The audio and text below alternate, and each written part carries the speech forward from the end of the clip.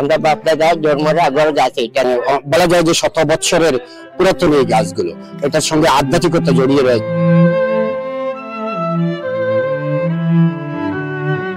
সিলেটের হৃদয়ে হজরত শাহজালাল দরগা শরীফ শত বছরের শান্তি আর আস্থার ঠিকানা, আর তার প্রহরীর মতো দাঁড়িয়ে থাকা খেজুর গাছগুলো ছিল এই পবিত্র স্থানের নীরব সৌন্দর্য।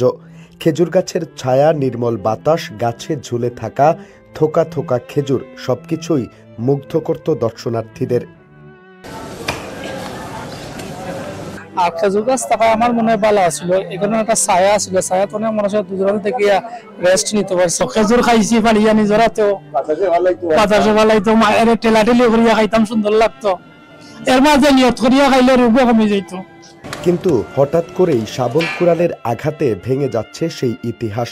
একটি একটি করে ঝরে পড়ছে শাহজালাল মাজারের ঠায় দাঁড়িয়ে থাকা খেজুর গাছগুলো, যেন মাজারের হৃদয় থেকেই কিছু ছিঁড়ে নেওয়া হচ্ছে। বলা যায় যে শত বৎসরের পুরাতন এই গাছগুলো, এটার সঙ্গে আধ্যাত্মিকতা জড়িয়ে রয়েছে। সেই ঐতিহ্যকে ধ্বংস করা মানে পুরোপুরি আমরা মনে করি যে প্রকৃতির সর্বোচ্চ ধ্বংসলীলা।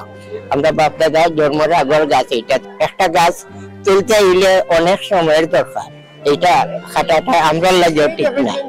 এই গাছগুলো যে শুধু ছায়া দিত তা না, তারা ছিল শান্তির প্রতীক, ধর্মীয় আবহের অংশ, মানুষের স্মৃতির সঙ্গী। অনেকেই গাছের খেজুর খেয়ে তৃপ্তির ঢেকুর তুলতেন।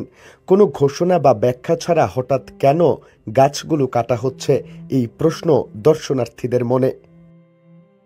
আসলে গাছ কাটা তো ঠিক না, জানি না মাজারের কর্তৃপক্ষ তারা মানে কোন প্রয়োজনে বা কোন কারণে তারা গাছটা কাটছে, আসলে এটা সঠিক পাওয়া যায় না। গাছগুলো ধরো 750 বছর হয়েছে, এসব আমরা জন্ম নয়, এই জিনিসটা লাগছে এই গাছগুলো কেন আছে। এই খাজুর মানুষে খাইছে তবরক হিসাবে, এই জিনিস ধ্বংস করা এটা কিন্তু ভালো জিনিস না, এটা খারাপ। কর্তৃপক্ষ বলছে শাহজালাল মাজার মসজিদের সংস্কার কাজ করা হবে, তাই এই জায়গাটিতে একটি অস্থায়ী মসজিদ নির্মাণের জন্যই গাছগুলো কেটে ফেলা হচ্ছে। গাছ কাটা হচ্ছে, এখন যে মসজিদ আছে সেখানে আমরা কিছু কাজ করব, সংস্কার হবে বা নতুন মসজিদও হয়তো হবে। আমরা উপরে যখন কাজ করব তখন অস্থায়ী একটা মসজিদ তৈরি করতে হবে।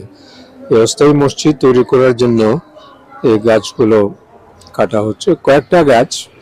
এই অস্থায়ী মসজিদ তো আমরা চিন্তা করেছিলাম গাছ রেখেই মসজিদ তৈরি করব, কিন্তু গাছ রেখে করতে গেলে দেখা গেল মসজিদের ভিতরে গাছ পড়ে যায়, ওইখানে পানি লিক করবে, পানি আটকানো যাবে না কোনো অবস্থায়, বৃষ্টির পানি পড়বে, কারণ উপরের কাজ আমাদের বড় কাজ আছে, অনেকদিন চলবে।